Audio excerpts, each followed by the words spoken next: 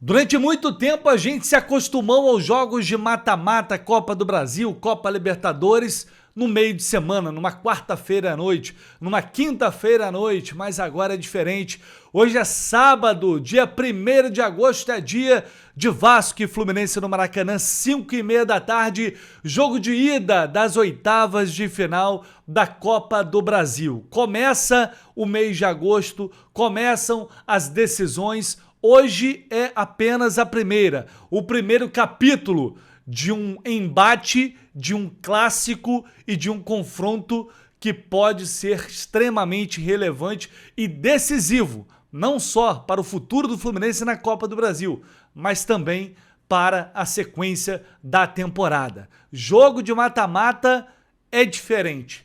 Clássico em mata-mata vale muito mais do que uma vitória, vale muito mais do que uma classificação. É dia de fazer muito além do mínimo esperado. Vamos com tudo, é pré-jogo de Vasco e Fluminense a partir de agora, aqui no canal do Lessa, todas as informações. Bora de pré-jogo.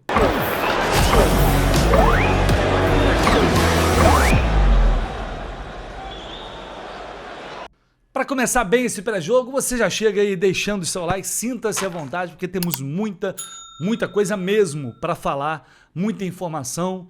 E vamos tentar entender as decisões do Zubeldia, o que ele pretende fazer e o que ele pode fazer para passar por cima das dificuldades e o Fluminense, com isso, abrir vantagem neste primeiro confronto.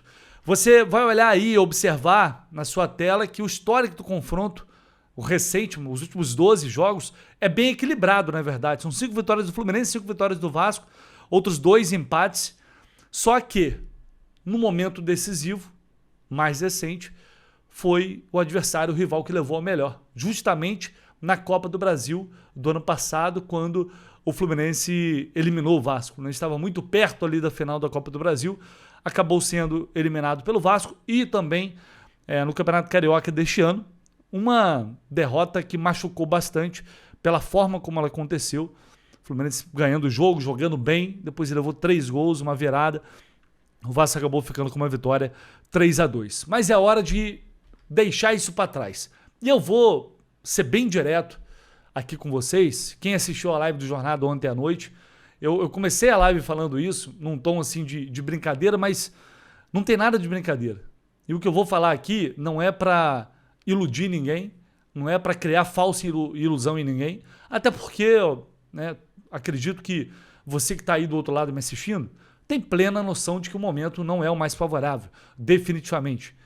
Dentro e fora de campo, inclusive. O Fluminense vem dando azar também, muitas contusões, muitas questões sendo debatidas, muitas críticas, atuações abaixo daquilo que a gente acredita que esse time pode entregar. Sim, eu entendo, é bizarro você voltar de uma longa pausa de Copa do Mundo, fazer 3 jogos, o Fluminense perde quase todo o seu sistema defensivo, fora outros problemas musculares, questões musculares, mas felizmente a galera tá voltando aos poucos, mas pensando em zaga, o time chega muito fragilizado, chega esfacelado. A realidade é essa. As atuações não são convincentes. A gente hoje tem uma equipe que tem dificuldade para fazer gol, tem dificuldade para matar o adversário e constantemente comete erros também lá atrás. E diante de um desafio tão importante, a gente tem que se fortalecer. É o que dá para fazer, porque no meu lugar aqui, o que eu vou fazer? Eu vou abrir o microfone, vou gravar um vídeo e ficar choramingando aqui para vocês? Ai, meu Deus, não temos zagueiros. Ai, meu Deus, lá vem o Vasco de novo. Vamos levar porrada de novo. Não tem como jogar assim. O nosso time tá jogando mal. O nosso treinador é uma merda. Só toma decisões erradas.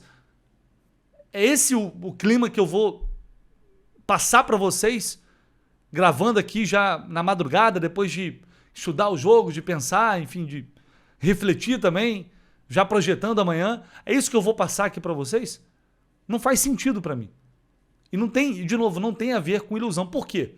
Porque do outro lado, a gente tem um adversário, um rival extremamente debilitado, com mais problemas até do que a gente, e não é de hoje. Não é um técnico que recém chegou, um cara que não tem nem histórico na carreira, ele perdeu mais do que venceu, uma equipe que tem muitos problemas defensivos, que não tem atacante. A torcida rival vive reclamando de atacantes, contrataram um monte e nenhum serve. Eles estão sem o seu melhor jogador, que é o Thiago Mendes, no meio de campo. Então a fase do Vasco está longe de ser boa. Até por isso a gente vê, pelo que os torcedores estão falando nas redes sociais, ou até não estão falando. A gente já viu clima assim, de pré-clássico muito mais acirrado, muitas provocações, a galera arrotando arrogância, confiança do outro lado. E aqui, e dessa vez, assim, tá todo mundo meio que rescaldado. Justamente pela falta de confiança. Eu entendo totalmente quem não está confiante no time do Fluminense neste momento, porque é uma equipe que não está transmitindo confiança, isso é um fato, mas do outro lado também não. Então vamos lá, é um clássico. Estamos equiparados na ruindade ou nas fragilidades técnicas? Que seja. Irmão, vão pro jogo, vão brigar, vão lutar, bater de frente com os caras, vão pra cima ganhar do jeito que dá pra ganhar. É 11 contra 11 ali. Aí, beleza. Eu acho que nós, enquanto torcedores, antes do jogo, deixa pra estressar depois, deixa pra ficar puto depois, deixa pra... A gente vai ter tempo pra remoer depois se as coisas não derem certo. Mas agora que a gente tem que fazer é isso, pô. Vou sentar aqui e vou ficar chorando, meu Deus, o que será de nós agora que o Thiago Silva lesionou? Lesionou, fazer o quê? Paciência, vamos olhar pra frente. Pelo menos até o apito final, até 7h30 da noite. Agora, é claro, a gente espera que os jogadores dentro de campo representem o seu torcedor. Tenham dignidade para jogar com vontade, com disposição, com raça, com muita competição. Isso sempre é o mínimo que a gente espera. Só que hoje, como eu falei, é dia de ir além do mínimo. É dia de entregar muito mais do que o mínimo. E às vezes, não necessariamente, isso vem através da técnica. Vem na disposição, vem na aplicação, vem na atenção, no foco, na tentativa de controle do jogo, de peitar o adversário, de se impor. É isso que a gente espera. E aí, no mais, dentro de campo, tudo pode acontecer. Quantas vezes chegamos como favoritos e nos ferramos? Ano passado mesmo. O Fluminense tinha um time muito melhor, mais favorito. E aí, deu o quê? Não deu. Quantas vezes chegamos desacreditados, nos superamos e passamos? Talvez esse monte de problemas, esses desfalques, seja uma oportunidade para fazer esse time se reencontrar com aquilo que move o torcedor, que é a alma, que é se sentir identificado, que é ter identidade. O torcedor gosta disso, o torcedor gosta de olhar para o campo e ver que os caras estão brigando. A arquibancada responde, sempre assim, gente. Agora, se você percebe um time que está desinteressado, um time modorrento, um time que está se arrastando, um time que está fazendo passar o tempo passar, o torcedor não é idiota, percebe. Então hoje não é dia disso.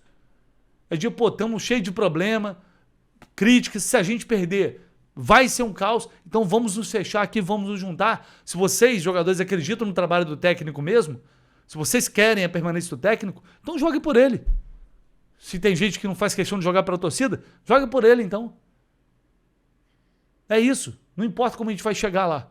Tem que chegar. Esse jogo é crucial, é fundamental, porque a partir dele, muita coisa pode acontecer no ano. Os dois jogos. Porque logo depois a gente chama Libertadores pela frente. Você imagina o caos que vai ser após uma eliminação diante do Vasco. A nossa vida está nessas duas partidas. Eu espero que hoje...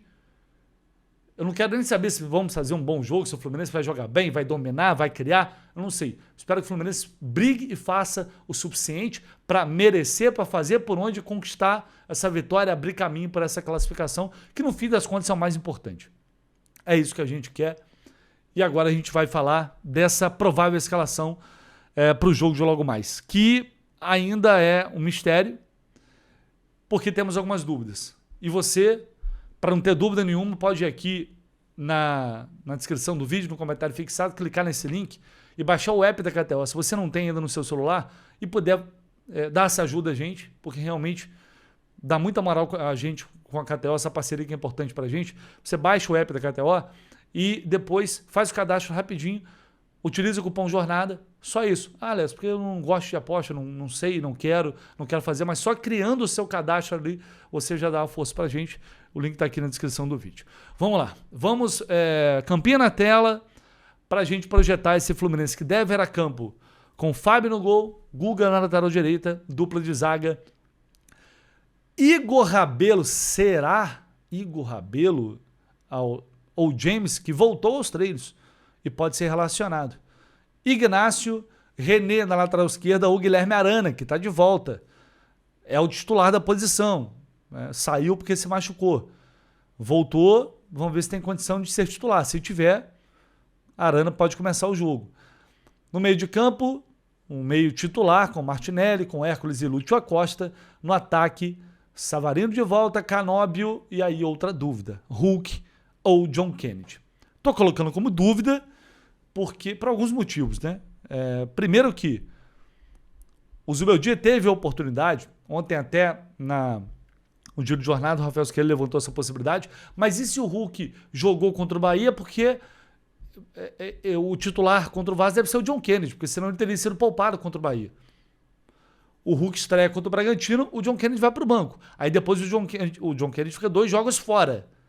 Não sabíamos, então, portanto, quais seriam, ou qual seria a escolha, quais seriam as escolhas do Zubeldia para esses jogos. Agora ele tem o John Kennedy de volta, o artilheiro do time na temporada, e um Hulk muito mal tecnicamente em campo até o momento. São 3 partidas apenas, só que ele chega como titular do time, como dono do time, e não fez por onde até agora. Essa é a questão. Não é avaliar e definir se o jogador é bom ou ruim com 3 jogos. Se ele vai servir ou não servir com 3 jogos. Mas sim porque o artilheiro do time, querendo ou não, foi tirado da equipe. É uma questão de mérito aí, que é o que está sendo debatido. Eu acho que o Zubeldia vai acabar mantendo o Hulk. Mas não é uma informação. Ainda é uma dedução que eu estou fazendo, porque na coletiva ele teria a oportunidade, por exemplo, quando foi questionado sobre isso, de falar, olha, o John Kennedy estava 2 jogos fora. Agora, no clássico, a gente vai pensar, ver o que vai fazer. Mas o Zubeldia detalha muito pouco as suas decisões. Então eu coloco como dúvida, há sim a possibilidade, mas creio que seja difícil ele barrar o Hulk num jogo desse tamanho. Ele já vinha sendo titular, foi vaiado no último jogo. A gente viu que o Zubeldia comprou a briga do Freire durante muito tempo. O cara era vaiado, continuava. Aí quando ele melhorou, parou de ser vaiado um pouquinho, aí ele tirou do time. O Zubeldia é assim, ele não cede a pressão, pelo menos até hoje. O torcedor vaiou, reclamou, vai lá e vai tirar do time. Ele não tem agido assim. E pelo contrário, ele fala, não, vou dar confiança, vou sustentar. Vamos ver, agora tem Caxias de volta também, que deve ser relacionado. Os jogadores estão voltando, Caxias, John Kennedy suspenso, James, Arana. Por outro lado, metade da zaga está fora, como sabemos, né? Todos lesionados, Thiago Silva, Freitas e Midjan. De novo, por mérito e pelo que o Hulk apresentou nesses jogos, para mim o titular deveria ser o John Kennedy. Acho que ele deveria começar o jogo. Acho que é o que vai acontecer? Não acho. Sendo bem sincero, não acho. Mas vamos ver. Do meio para frente, a gente tem o Fluminense titular. O Fluminense é considerado titular hoje. O problema está ali no sistema defensivo, nesse miolo de zaga. O James voltar como titular, ainda se recuperando de lesão em transição, o James, sendo bem sincero para mim, hoje é o pior dos zagueiros do Fluminense, na minha visão. É o mais fraco.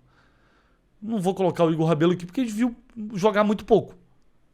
Mas é bem provável que ele seja pior que o Igor Rabelo, mais fraco que o Igor Rabelo, na minha visão. Então, assim, por mim, o James não começaria o jogo. Começaria com o Igor Rabelo.